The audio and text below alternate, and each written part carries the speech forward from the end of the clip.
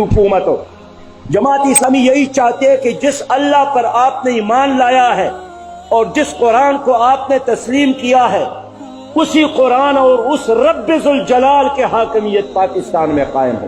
ہم اس کے لیے نکلے ہیں، اور جب تک وہ نظام نہ ہو، نہ مہنگائی ختم ہوگی اور نہ مہنگائی کے کوڑے، نہ غربت ختم ہوگی اور نہ غربت اور جہالت کے اندھیرے، اس لیے کہ اسلام روشنی ہے۔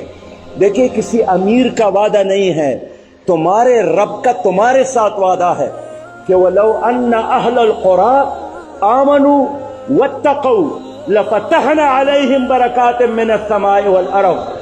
اگر یہ لوگ ایمان لاتے اور تقوی کی روش اختیار کرتے تو آسمان کے رحمت اور زمین کے برکتوں کے دروازے تمہارے لیے کھولتے۔